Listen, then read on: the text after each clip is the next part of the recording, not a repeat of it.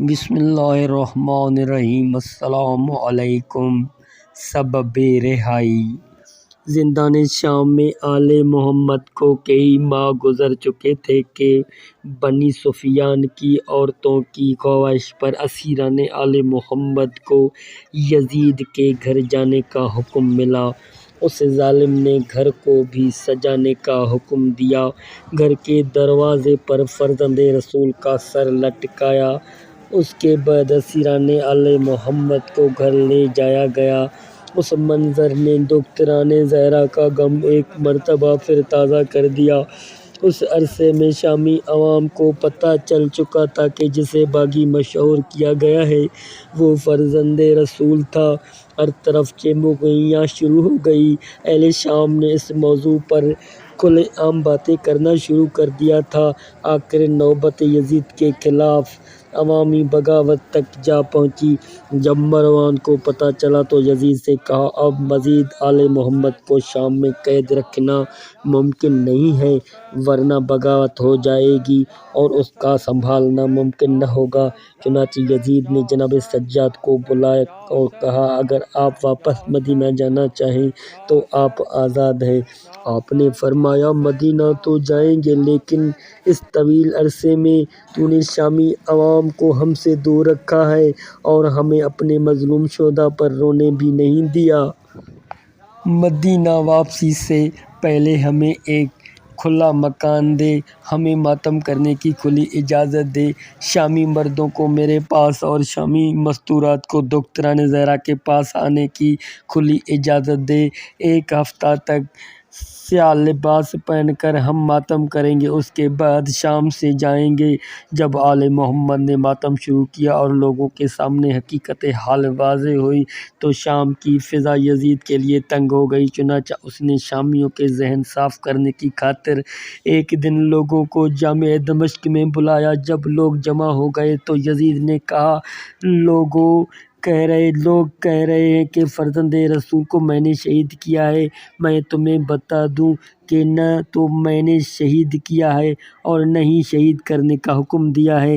عراق میں میری گورنر ابن زیاد نے میری اجازت کے بغیر یہ جسارت کی ہے۔ ایک شامی نے کھڑے ہو کر کہا، اگر بات یہی ہے جو کہہ رہا ہے تو پھر تو نے ذریت رسول کو اپنے ہاں قید کیوں رکھا؟ فرزند رسول اور دیگر اہل بیت رسول کے شہداء کے سروں کو سولی پر کیوں چڑھائے رکھا؟ کیا تو نے ابن زیاد سے باز پرس کی ہے؟ کیا تو نے اس کے خلاف فرزند رسول کے قتل کا مقدمہ چلایا ہے؟ یزید لاجواب ہو گیا۔ اس نے سپاہیوں سے کہا، اس آدمی کو باہر لے جاؤ، یہ مجھے بات نہیں کرنے دے گا۔ سپاہی اسے باہر لے گئے۔ پھر حکم دیا کہ تمام سپاہی تلوار بدست ہر آدمی کے ساتھ کھڑے ہو جاؤ، اگر کوئی بولے تو اسے قابو کرو۔ اس کے بعد یزید نے شام سے جانے والے کمانڈوز اور عراق موجود کمانڈوز کو حاضر ہونے کا حکم دیا۔ جب وہ حاضر ہو گئے تو یزید نے شبس ابن ربی سے کہا، تجھ پر لعنت ہو، کیا تو نے حسین کو قتل کیا ہے یا میں نے تجھے قتل حسین کا حکم دیا تھا؟ شبس نے کہا، آپ نے تو نہیں کہا تھا اور نہ ہی میں نے اسے قتل کیا ہے، بلکہ اسے تو اس مظاہر ابن ربیعہ نے قتل کیا ہے۔ یزید نے مساحر سے پوچھا، تجھ پر اللہ کی لعنت ہو، کیا تو نے اپنی مرضی سے حسین کو قتل کیا ہے یا میں نے تجھے قتل حسین کا حکم دیا تھا؟ مساحر نے کہا، نہ آپ نے قتل حسین کا حکم دیا تھا اور نہ میں نے قتل کیا ہے، بلکہ اسے قیس ابن ربی نے قتل کیا ہے۔ یزید نے قیس سے یہی سوال کیا۔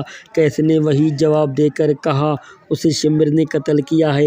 یزید نے شمر سے پوچھا۔ شمر نے کہا، اللہ قاتل حسین پر لعنت کرے۔ یزید نے کہا، کس نے قتل کیا ہے؟ شمر نے کہا، سنان ابن انس نے۔ یزید نے سنان سے وہی سوال کیا اور سنان نے کہا، اللہ قاتل حسین پر لعنت۔ اور یزید بہت غصے میں آ گیا اور کہنے لگا، تم سب پر اللہ کی لعنت ہو، ہر ایک دوسرے کے سر تھوپتا ہے، بتاتے کیوں نہیں کہ قاتل حسین کون ہے؟ قیس ابن ربی نے کہا اگر میں قاتل حسین بتا دوں تو مجھے امان ہوگی؟ یزید نے کہا ہاں تجھے امان ہے، بتا قاتل حسین کون ہے؟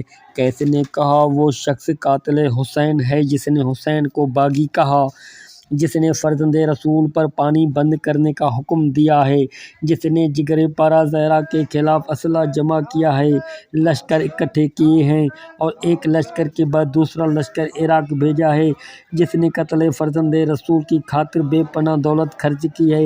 یزید نے کہا تجھ پر اللہ کی لعنت ہو، صاف کیوں نہیں بتاتا؟ قیس نے کہا قاتل حسین آپ نے بدر کا انتقام لیا ہے اور سر دربار آپ نے مقتولین بدر کو مخاطب کر کے کہا کہ آج میں نے نبی زادیوں سے تمہارے بدلے چکا لیے ہیں۔ اس کے بعد یزید خاموش ہو گیا اور لوگوں کو واپس اپنے گھروں میں جانے کو کہا۔